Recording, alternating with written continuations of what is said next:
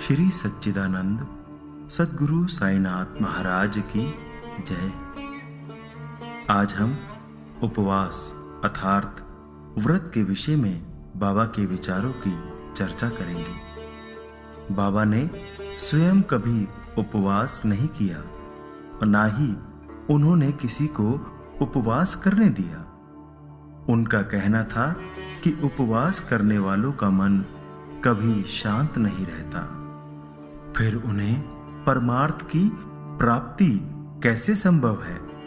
पहले आत्मा की तृप्ति होना आवश्यक है। भूखे रहकर ईश्वर की प्राप्ति नहीं हो सकती।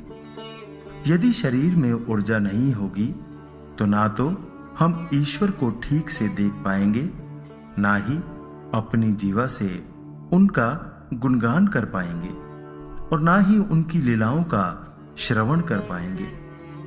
कहने का तात्पर्य ये है कि जब हमारी सभी इंद्रियां शांत होंगी तभी हम भक्ति और ईश्वर प्राप्ति की अन्य साधनाएं कर सकते हैं।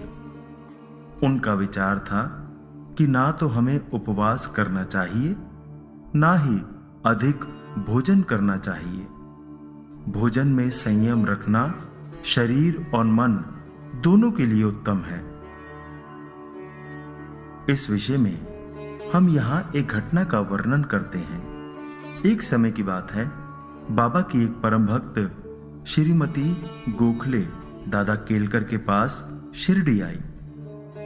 वह मन में यह विचार करके आई थी कि बाबा के श्री चरणों में बैठकर उपवास करूंगी।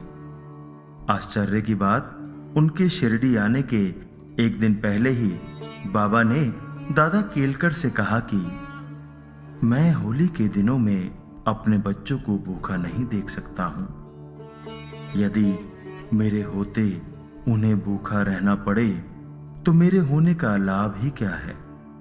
दूसरे दिन जब श्रीमती गोखले बाबा के दर्शन करने के लिए आई और बाबा के चरणों में बैठी तो बाबा बोले, उपवास क्यों करना है? उपवास की आवश्यकता ही क्या है? आप दादा भट्ट के घर जाकर पूरन पोली तैयार करवाओ, अपने बच्चों को खिलाओ और स्वयं भी खाओ।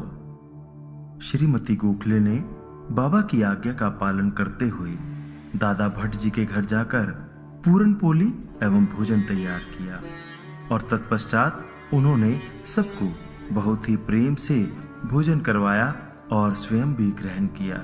इस प्रकार बाबा ने श्रीमती गोखले के उपवास की हट को समाप्त कर उन्हें बहुत ही सुंदर शिक्षा प्रदान की। निष्दिन साईं वंदन करें, कर दुखों को दूर, भर दो भक्ति भावना, घट घट देखे नूर। मन में है विश्वास तो साईं करे पूरी आस।